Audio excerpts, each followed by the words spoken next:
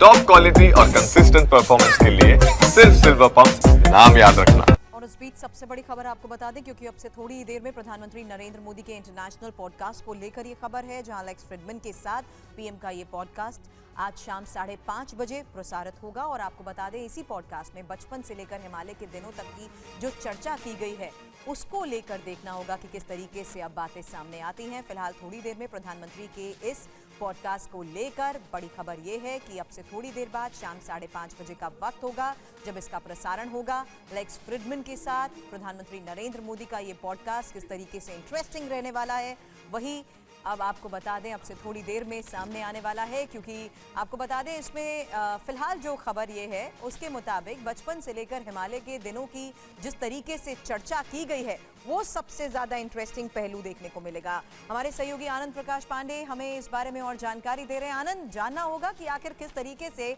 अब इस पॉडकास्ट के जरिए प्रधानमंत्री की बहुत ही इंटरेस्टिंग बातें या उनके जीवन से जुड़े वो खास पल दुनिया के सामने अब से थोड़ी देर बाद होंगे।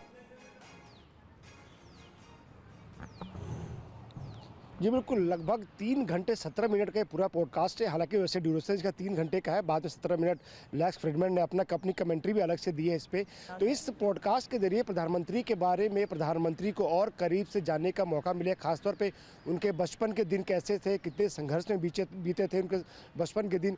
इसके साथ साथ जब उनका मन एक तरह से कहा जाए कि थोड़ा सा उचट गया था, तब वो हिमालय की तरफ चले गए थे। हिमालय में उन्होंने अपने दिन बिताए थे, एक योगी की तरह उन्होंने तपस्या भी की थी, दिन बिताए थे, पहाड़ों में अपने दिन बिताए थे।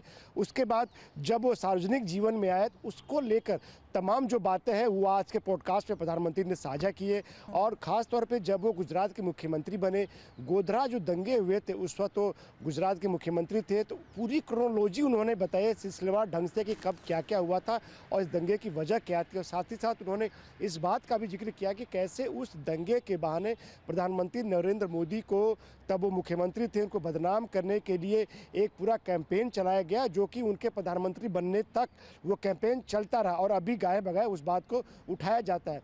इसके साथ साथ आरएसएस को लेकर उन्होंने खास जिक्र किया है कि आरएसएस का उनके जीवन पर क्या प्रभाव पड़ा है, क्या भूमिका रही है, और साथ ही साथ आरएसएस का समाज में क्या योगदान है। बहुत इंटरेस्टिंग होता है कि किस तरीके से अपने उसी राजनीतिक सफर या उसकी चुनौतियों को या उनसे जुड़ी अनसुनी जो कहानियां हैं उन्हें प्रधानमंत्री हमेशा दुनिया के सामने रखते हैं। फिलहाल थोड़ी ही देर का और वक्त, 22 मिनट बचे हैं और प्रधानमंत्री नरेंद्र मोदी का ये 3 घंटा लंबा जो पूरा पॉडकास्ट है उसमें क्या क्या इंटरेस्टिंग रहा, क्या क्या शामिल है, इसी बारे में हमारे सहयोगी आनंद प्रकाश पांडे हमें बता रहे थे।